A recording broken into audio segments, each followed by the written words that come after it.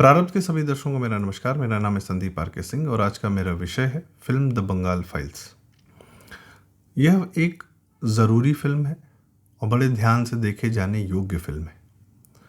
यह फिल्म हर दर्शक को एक अलग अनुभव देगी, क्योंकि हो सकता है कि फिल्म में जितनी घटनाएं दिखाई गई हैं वह हमारे कुछ दर्शकों को पता हो, कुछ जानकारियां हों जो शायद आपको ना पता हो, और कुछ ऐसे भी दर्शक होंगे जिनको शायद इन घटनाओं के बारे में बहुत ज़्यादा जानकारी नहीं होगी, ज़रा सी ही होगी।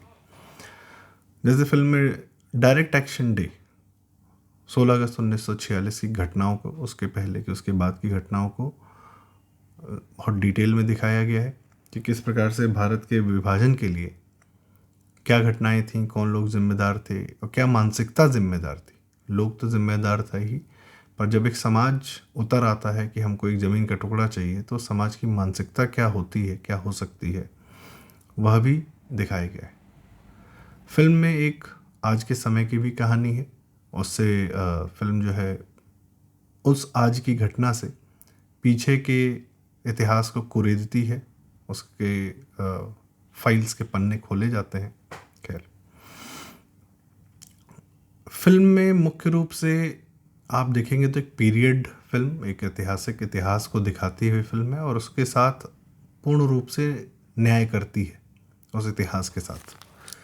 प्रोडक्शन वैल्यू काफ़ी हाई है, पूरे सेट्स डिज़ाइंड हैं, एक्स्ट्राज हैं, कैमरा वर्क पर्टिकुलरली जब दंगा शुरू होता है तो जो हमारी कैरेक्टर है भारती, यंग जब वो थी, तो वो दिखाया जाता है उनके माध्यम से कि दंगा शुरू हो गया है और पूरे शहर में वो भाग रही हैं और किस प्रकार से सिंगल शॉट लेते हुए, लॉन्ग टेक्स लेते हुए, आपका जो हैंड हेल्ड कैमरा मूवमेंट के साथ में आपको उस घटना में आपको भी उसका भागी बनाया जाता है।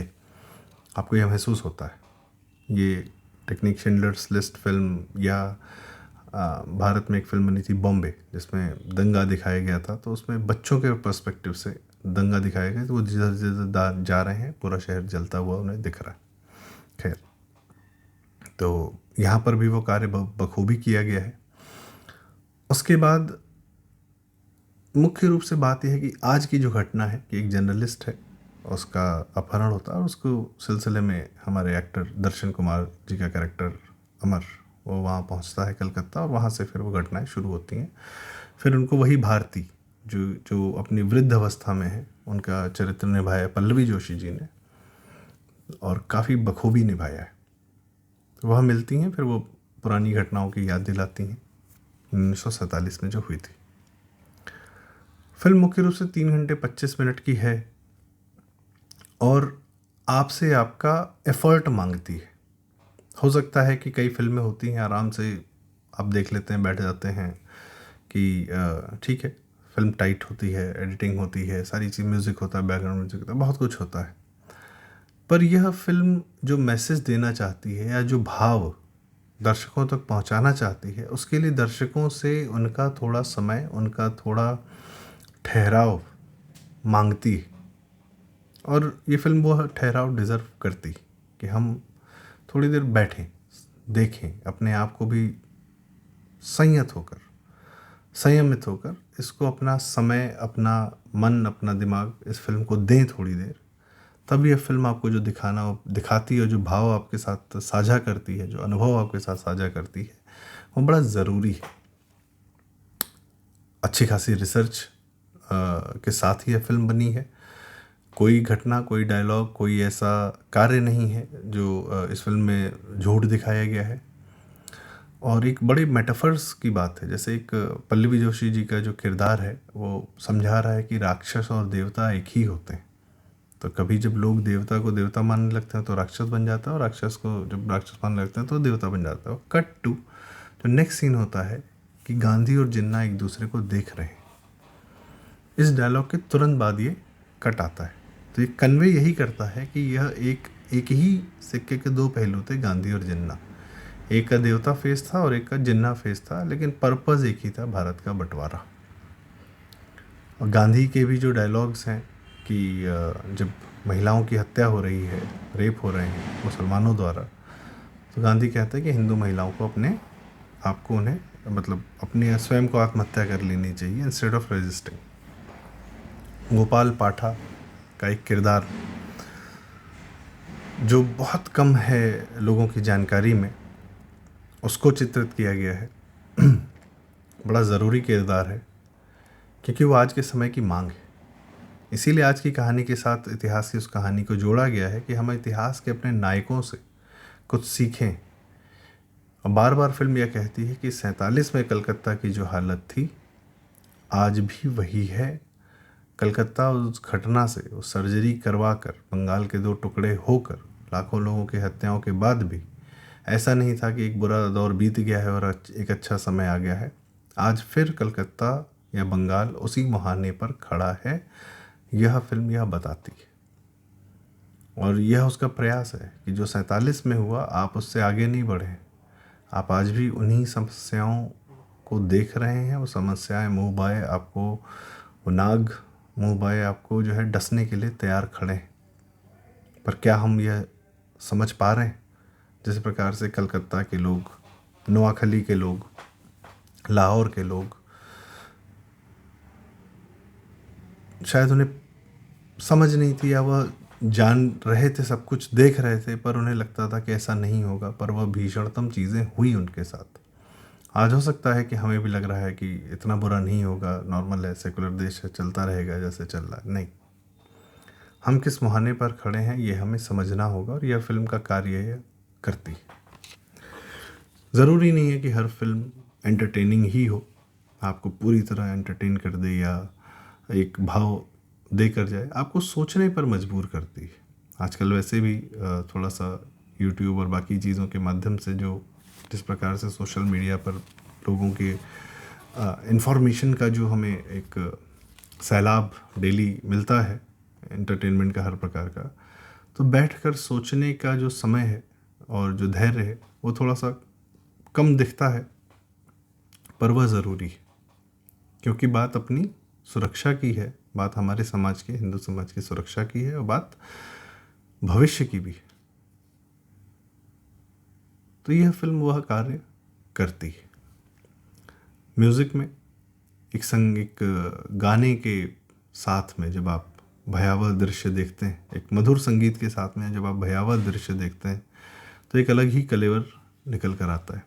एक्टर्स की परफॉर्मेंसेस, सबसे पहले हम पल्लवी जोशी जी के एक सीन की तो मैं ज़बरदस्त तारीफ़ करना चाहूँगा। जब वो एक मेटाफर है।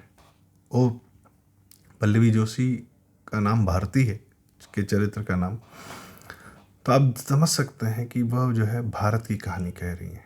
अगर वो रो रही हैं, बिलख रही हैं, परेशान हैं, व्यथित हैं या कह रही हैं, वो सीन देखने लायक है। वह सीन आपको अंदर तक झंझोड़ देता है कि ये मेरी माँ भारती के साथ हो रहा है। और यह जो उनके भाव हैं, पल्लवी जोशी के जो भाव हैं, वह माँ भारती के भाव हैं कि इतना बुरा कैसे हो सकता है मेरे साथ, हमने किसका बिगाड़ा है कुछ, वो जो भी बात है। अद्भुत अभिनय। मिथुन दा का जो चरित्र है एक पागल बहन का है। वह सब पागल इसलिए हैं, परेशान इसलिए हैं क्योंकि उन्होंने आंखें नहीं मूंद रखी। जो सत्य है वो देख रहे हैं और वो उससे आंख अपनी बंद नहीं कर सकते जैसे बाकी समाज कर लिया है। इसलिए वो थोड़े व्यथित, चिंतित, परेशान दिख रहे हैं आपको। बढ़िया अभिनय। दर्शन कुमार का जो मुख्य किरदार निभा रहे हैं, उनका भी एक मतलब ही इज़ ऑल्सो, जो परेशानी है, चिंता है या जानकारी है या मतलब वो अगर जानकारी नहीं है तो जब उनको एक भयावह जानकारियाँ मिलती हैं तो वह जो रिएक्शन है, he is good, he is good. और भी बाकी लोगों ने जो जब भारती के जो चरित्र है, जो इतिहास में हम जाते हैं, तो फिर जिन्ना का, अनुपम खेर बने हैं गांधी, ऑफ कोर्स सब ने अपना चरित्र बहुत अच्छे से निभाया है। और सेकुलर लोगों को भी दिखाया है कि भाई सेकुलर लोग सोचते हैं कि वो तो मुसलमान भाईजान लोग हैं और उनके साथ वो रह पाएंगे कायदे से, पर वह मौका नहीं देते लोग। अब बात हिंदू मुसलमान की नहीं है, बात यह है कि आप अपने समाज की सुरक्षा के लिए, अपनी ज़मीन की सुरक्षा के लिए, अपनी धरती, इतिहास, पुरुष, जो भी आपके पूर्वज रहे हैं, उसकी सुरक्षा के लिए आप क्या कर सकते हैं। आपको क्या करना चाहिए, उनकी सुरक्षा क्यों ज़रूरी है। जब बंगाल की बात भारती बताती हैं, एक आदमी कहता है कैरेक्टर की ये ज़मीन का टुकड़ा ही तो है, दे के छुट्टी पाओ। तो वह जब बंगाल के बारे में बताना शुरू करती हैं तो वह भी जानने योग्य है कि आज जो हम जीवन जीते हैं उसमें हमारे पूर्वजों का, हमारे इतिहास पुरुषों का बड़ा योगदान है। ऐसा नहीं कि कोई वहाँ बैठ के कुछ जीवन में कर्म कर गया तो उसका असर हम पर नहीं पड़ता, पड़ता है। तो उसकी रक्षा करना किसी भी प्रकार से बहुत आवश्यक है, और सुरक्षा भाव को लेकर जीना बहुत आवश्यक है। तो फिल्म काफ़ी चीज़ें बताकर जाती है जो कई लोग को जानकारी होगी, कई लोग को हो सकता है कि उसमें से कुछ जानकारियाँ हों, कुछ ना हों। नोआखली के बारे में बताती है कि वहाँ पर किस प्रकार से हिंदुओं ने अपनी रक्षा के लिए कितना बड़ा कार्य किया, कितना बड़ा और कितनी लड़ाइयाँ लड़ी अपनी महिलाओं की, अपनी ज़मीन गांव सबकी रक्षा करने के लिए। मुसलमानों से लड़ा, अंग्रेज़ों से नहीं, मुसलमानों से। पर इनके नाम जो है ना भुला दिए गए। फिल्म यह भी कहती है यह लोग भी स्वतंत्रता के रक्षक थे, भारत के रक्षक थे, स्वतंत्रता सेनानी थे। सिर्फ अंग्रेज़ों से जो लड़ रहा था वह स्वतंत्रता सेनानी था, और जो मुस्लिमों से अपने देश की रक्षा के लिए, अपनी ज़मीन के लिए लड़ रहा था, वह स्वतंत्रता सेनानी नहीं था। ये बड़ा विभेद पैदा किया गया 47 के बाद इतिहासकारों द्वारा, पर्टिकुलरली जब मौलाना आज़ाद और उसके बाद के जो 4 शिक्षा मंत्री हमारे मुसलमान ही रहे, पाकिस्तान के भी रहे, यहाँ के भी रहे। तो सोचिए पाकिस्तान में भी इतिहास वही पढ़ा रहे हैं मुसलमान, और यहाँ के भी शिक्षा नीति जो है पूरी तरह मुसलमान मौलानाओं के हाथ में। इसलिए आज ये फिल्म आवश्यक हो जाती है देखनी, क्योंकि बहुत जानकारियाँ डिलिबरेटली छिपाई गई, और न सिर्फ शिक्षा मंत्री बल्कि राजनीति के पर्पज से भी, कि कांग्रेस क्या कर रही थी, किस प्रकार से मुस्लिम तुष्टीकरण के चलते, और इतना उसको छिपाया कि वही चीज़ें अब सामने दिख रही हैं वापस से। यदि उसी समय रिकन्सिलेशन हो गया होता, यदि उसी समय जो पर्पस क्या था, भारत भूमि के लिए ही तो नेहरू वहरू सब लड़ रहे थे, तो जो भारत भूमि बंगाल में थी उसके लिए यदि कोई लड़ रहा है तो वह क्यों नहीं स्वतंत्रता सेनानी था, उसकी बात क्यों नहीं कही जानी चाहिए, उसकी बात क्यों नहीं बताई जानी चाहिए। नोआखली में बस ये बता दिया जाता कि नोआखली में गांधी जी थे 15 अगस्त 1947 के दिन। फालतू बात है। प्रखर श्रीवास्तव जी का पूरा पॉडकास्ट है, वो गांधी के कलेक्टेड वर्क्स, बहुत कमाल के रिसर्चर हैं। वो बताते हैं कि सोहरावर्दी नाम का जो आदमी जिम्मेदार था पर्टिकुलरली डायरेक्ट एक्शन डे के लिए, जिन्ना का दाहिना हाथ, और उस समय के उस समय के बंगाल का मुख्यमंत्री, किस प्रकार से उसने पुलिस को छुट्टी दे दी, किस प्रकार से उसने इंश्योर किया कि यह हत्याकांड हो ताकि यह पूरा बंगाल पाकिस्तान बन जाए, कलकत्ता पाकिस्तान बन जाए। वह नाम इतिहास में बहुत ज़्यादा लोगों को नहीं पता। ये जो बांग्लादेश का जनक था शेख मुजीबुर रहमान, जिसकी बेटी शेख हसीना यहाँ पर आजकल भारत में शरण ली हुई हैं, वह सोहरावर्दी का दायां हाथ था, और कलकत्ता में हिंदुओं को काटने मारने का सारा कार्य शेख मुजीबुर रहमान ने भी किया था। ये सब इतिहास में दर्ज है पर बताया नहीं जाता। तो फिल्म का अनुभव सबके लिए अलग अलग हो सकता है। किसी के लिए थोड़ा बोझिल हो सकता है, किसी के लिए एनग्रॉसिंग हो सकता है, किसी के लिए शॉकिंग हो सकता है, वह आप पर निर्भर करता है। पर यह एक बड़ी ज़रूरी फिल्म है, और इस फिल्म को बहुत ध्यान से देखने की आवश्यकता है। फिल्म में बहुत सारे रेफरेंसेस, छोटे छोटे रेफरेंसेस, जहाँ पर फिल्म जैसे नीचा नगर नाम की एक फिल्म थी, तो यहाँ पे छोटे में लिखा हुआ है कि नीचा नगर। तो डायलॉग्स अच्छे हैं फिल्म के कि टूटे हुए लोग बोलते नहीं, उन्हें सुना जाता है, जो रह गए हैं उनका क्या। तो जब ये सब डायलॉग्स आते हैं तो समझ में नहीं आता कि क्या इस पर रिएक्शन दें। एक डायलॉग है कि आप लोग, जिन्ना बोलता है हिंदुओं को, कि आप लोग इतने बटे हुए हैं कि आप लोग को ये नहीं पता कि आपको इंडिया चाहिए कि आपको भारत चाहिए। उसका तय था कि उसको पाकिस्तान चाहिए। तो हम लोग के अपने पर्पस क्या है, हम कहाँ किन द्वंद्व में फंसे हुए हैं। तो यही सारी बातें हैं जो, और आज की जो कहानी है, मैं फिल्म के बस एक छोटा सा एस्पेक्ट है जो मुझे थोड़ा सा अजीबोगरीब लगा, कि जब आप प्रेजेंट से जोड़ना चाहते हैं फिल्म को, तो इतिहास तो आपका बहुत स्ट्रांग था। 1947 का चित्रण, वह उसके जो कंपोनेंट थे इतिहास के, वह बहुत बड़े स्ट्रांग थे। पर जो प्रेजेंट का कंपोनेंट था उसमें एक्टिंग, परफॉर्मेंसेस सब अद्भुत था।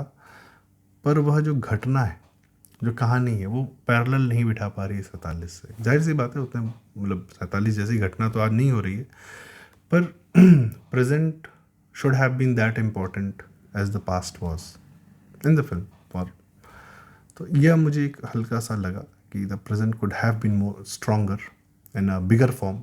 जैसे उसमें प्रेजेंट की कहानी में अब आप लोग का स्पॉइलर देकर जो है प्रयास करूँगा कि आप स्वयं देखें, पर एक अनुभव तो है यह फिल्म, और यह अनुभव ज़रूरी है।